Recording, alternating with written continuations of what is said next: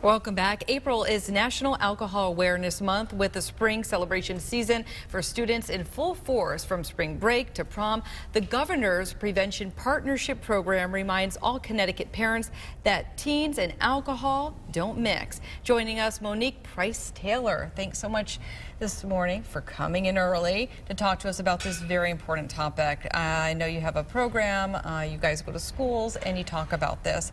We're talking about prevention this morning. How can parents prevent their teens from drinking?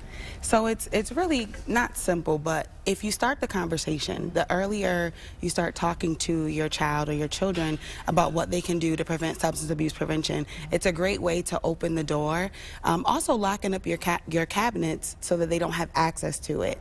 And then finally, just being a role model. I think by role modeling it, it kind of sets the stage for them to understand truly what the expectation is around substance abuse prevention. Any other tips around the house or what a parent can say to their children? I think most of the time students or young people are exposed by their peers. So really looking at how you can sit down and talk with them to say, hey, what's going on with you and your friends? Or if you ever had an issue, or has anyone ever asked you to take a sip of alcohol and what was your response? I think, again, being transparent with them is the best thing to do to open that door, to allow them to feel comfortable to come to you as a parent to have that conversation.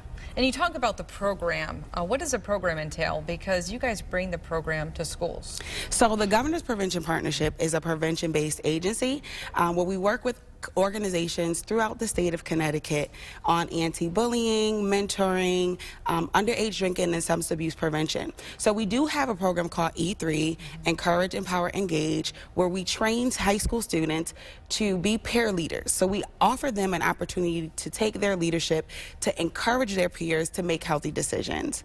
That's a great idea, especially during spring break and prom. Is there that, sort of pressure there? So I think peers are always pressuring each other, right, to do either the right thing or the wrong thing in that instance. But E3 really uses the platform to have the conversation and transform a transformational dialogue. It also teaches transferable skills to young people where they can use the skills that they're learning to have conversations, to create the dialogue with their peers, where you bring the youth voice in the room, which is vital, I think, today, because young people have the opportunity to lead, which you don't see so often, and E3 affords them that opportunity.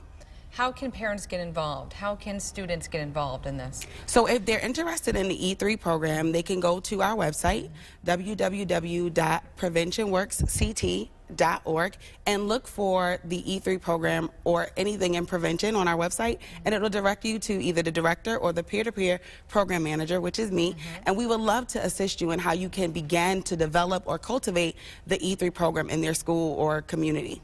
And what are some of the statistics behind spring break and prom with teens using alcohol? So by the age of 15, 33% of young people have had one drink.